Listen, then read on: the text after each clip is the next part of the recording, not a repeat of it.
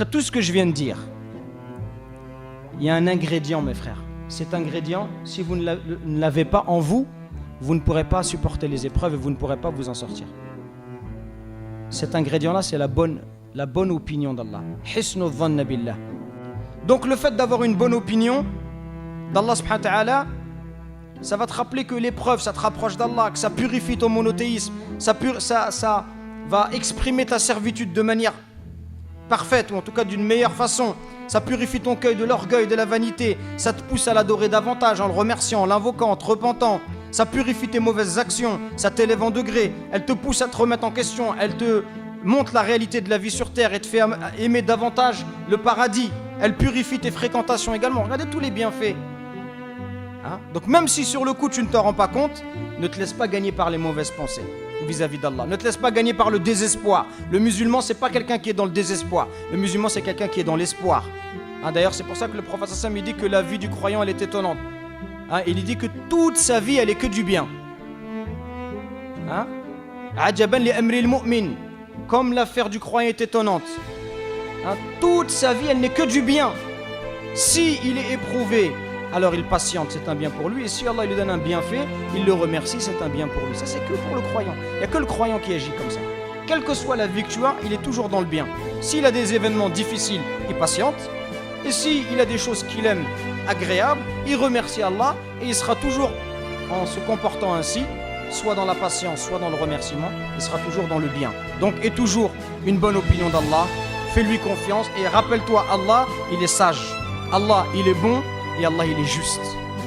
عجل له العقوبة في الدنيا وإذا أراد الله بعبده الشر أمسك عنه بذنبه حتى يوافي به يوم القيامة. Quand Allah il veut du bien à un serviteur, il lui inflige un châtiment anticipé ici-bas.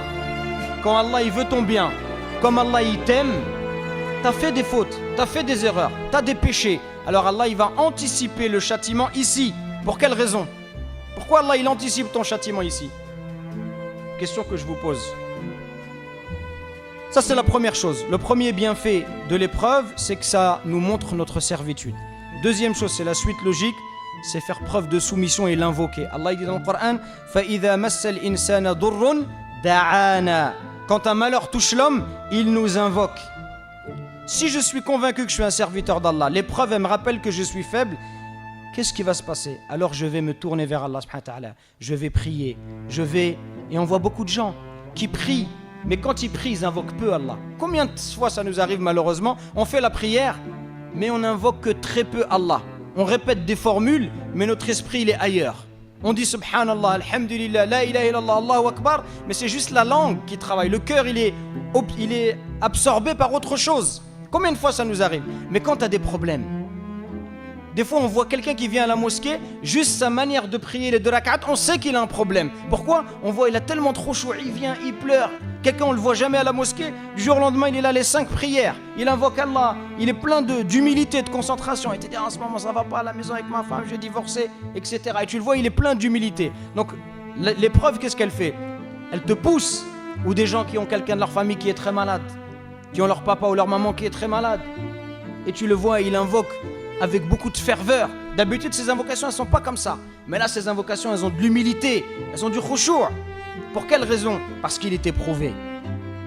Donc, le fait d'avoir une bonne opinion d'Allah subhanahu wa ta'ala, ça va te rappeler que l'épreuve, ça te rapproche d'Allah, que ça purifie ton monothéisme. Ça va exprimer ta servitude de manière parfaite, ou en tout cas d'une meilleure façon. Ça purifie ton cœur de l'orgueil, de la vanité. Ça te pousse à l'adorer davantage en le remerciant, en l'invoquant, en te repentant. Ça purifie tes mauvaises actions. Ça t'élève en degré. Elle te pousse à te remettre en question. Elle te montre la réalité de la vie sur terre et te fait aimer davantage le paradis. Elle purifie tes fréquentations également. Regardez tous les bienfaits.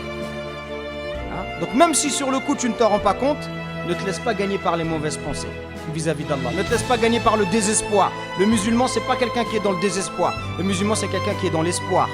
Hein, d'ailleurs, c'est pour ça que le prophète sallam il dit que la vie du croyant, elle est étonnante. Hein, il dit que toute sa vie, elle est que du bien. Ajaban li amri al-mu'min. Comme l'affaire du croyant est étonnante. Hein, toute sa vie, elle n'est que du bien.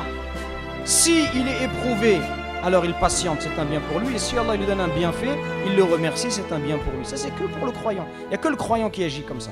Quelle que soit la vie que tu as, il est toujours dans le bien. S'il a des événements difficiles, il patiente.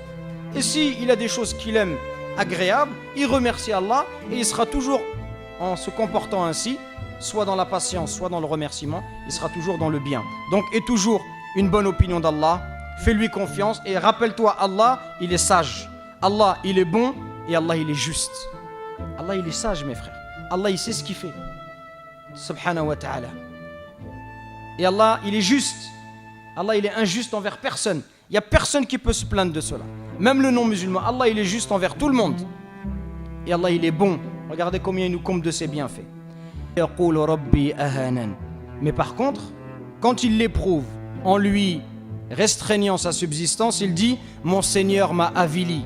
C'est-à-dire « Mon Seigneur, il m'a humilié ». En gros, quand je suis pauvre, il pense que c'est parce qu'il le mérite. Allah ne l'aime pas. C'est pour le punir. Qu'est-ce qu'Allah y répond? Il dit « Kalla ». Mais non. Mais non, c'est une erreur de penser cela. Parce que cette manière de raisonner, elle est fausse. L'abondance de biens, les gens pensent que le fait d'avoir beaucoup de biens, ça veut dire qu'Allah, il t'aime. Et ils pensent que si tu es pauvre, ça veut dire qu'Allah, il t'aime pas. Et Allah, il dit non, c'est faux. Allah, il donne à celui qu'il aime, comme il donne à celui qu'il n'aime pas.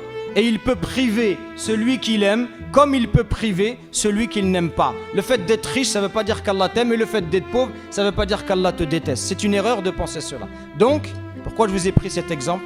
Pour vous dire que les gens ne comprennent pas les épreuves. Allah lui-même a corrigé cette mauvaise compréhension. Donc, les secrets, ça mérite que l'on s'attarde et qu'on dévoile les bienfaits et les sagesses des épreuves. Qu'est-ce qu'une épreuve? Quelques vérités que chacun doit connaître. Une épreuve, ce n'est pas qu'un malheur, une douleur ou une calamité. Vous avez vu dans le verset, Allah il dit, quand on a donné à quelqu'un et on l'a éprouvé en lui octroyant des bienfaits. L'épreuve, elle peut être douce, elle peut être agréable, elle peut être même recherchée ou demandée.